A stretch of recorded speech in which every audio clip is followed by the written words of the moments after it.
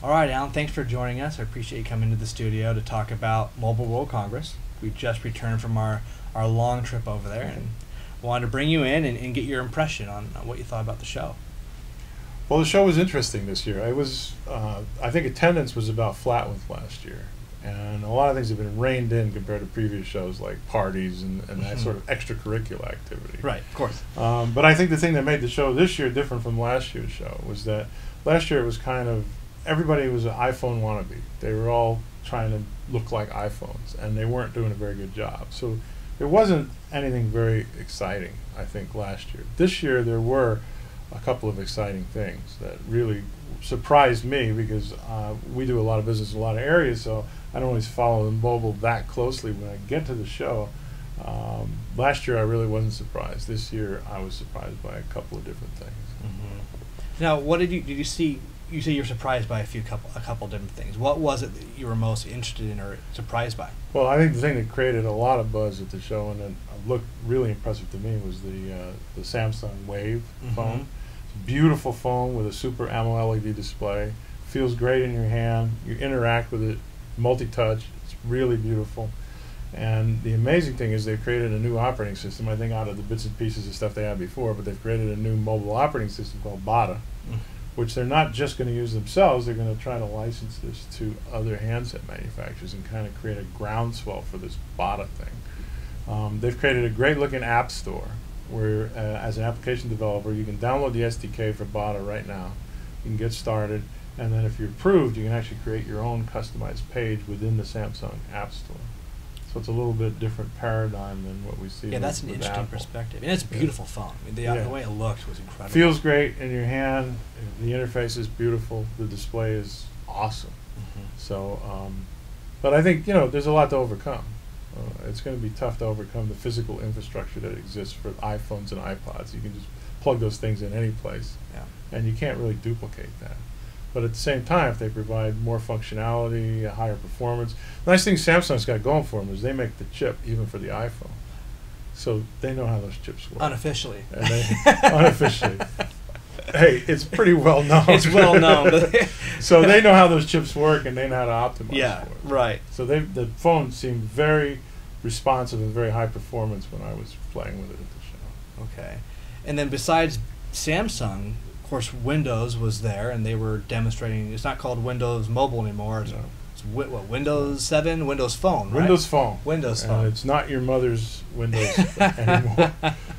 It's more like Zune than Windows, but they've kind of gone into a different level. They've started to orient it towards not necessarily applications and screens full of applications. And so it doesn't resemble the iPhone. It doesn't resemble any previous version of Windows Mobile.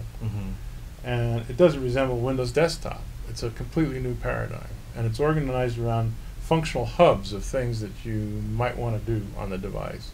So you might have a people hub. You might have a document hub. You might have a media hub. And you start at the hub, and then you drill in. And because it's a multitasking operating system, you don't have to go into one application, back out of another, do that, and then go into another one. Everything kind of links together very smoothly and very organically. Interesting. And it does it naturally based on your flow. So, for example, if you look at, other phones have done this, but they've carried this through the whole design philosophy. If you take up, like if I brought up your contact, I not only see all your contact information, but what your latest post on Facebook and Twitter. And if I'm really interested in that, I can just touch the Facebook thing and go right to Facebook and look at what you're doing. In the meantime, I haven't shut down the rest of the phone, so that if I want to go back and call you, it's just a very smooth and instantaneous process.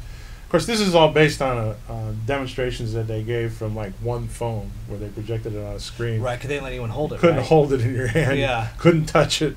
So we'll see what it actually Christmas time seems like about Christmas time. Yeah.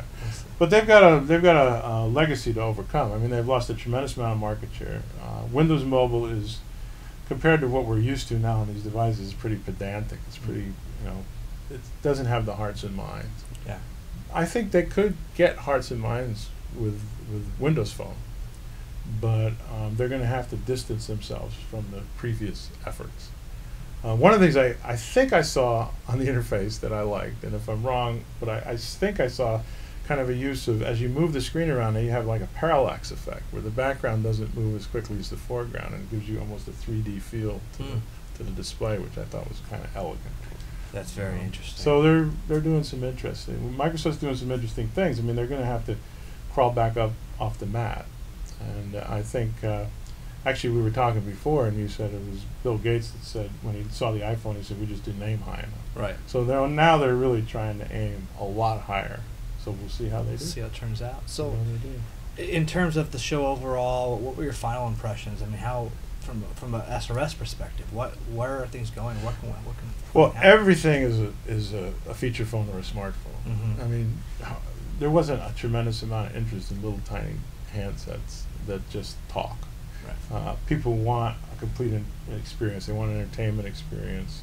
They want to be able to talk. Although, in my case, with the iPhone, for example, that's the last thing that I do on the phone.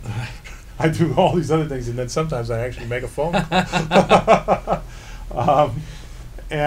But people want applications. They want entertainment. They want video. They want audio. And the good news is that's becoming such a groundswell that the manufacturers are starting to look for ways of giving, not just satisfying their customers, but delighting them, giving them a really exciting audiovisual and device experience. And that's really great for SRS because we kind of can take the audio to the next level. I mean, we can provide surround sound through headphones. So Mm-hmm. you're watching a movie, even though it's on a screen this big, you feel like you're involved in what's going on because you're immersed in the sound. We can take music and we can, on headphones, bring it out of your head and make it a much more involving experience. And then we can solve simple things like the limited volume that you normally get from small speakers on a cell phone. Mm-hmm. We can optimize that so you can actually hear the ringtones or hear whatever you're trying to show your friend. Because typically, you're in a crowded place, you want to show your friend a video of something you just found on YouTube. Yeah. And you can see the video just fine, but you can't hear a thing. So What's the point? So we can improve the user experience from an audio standpoint in all those dimensions. And I think there's a lot of demand for that now because they're realizing that's what the consumer wants, that's what the consumer expects. And this is becoming a critical screen in terms of being able to display this content and display it in the best way possible. Well, Alan, thanks for joining us. We appreciate your insight on Mobile World Congress. A lot of exciting things coming along, and it'll be interesting to see where it goes from here.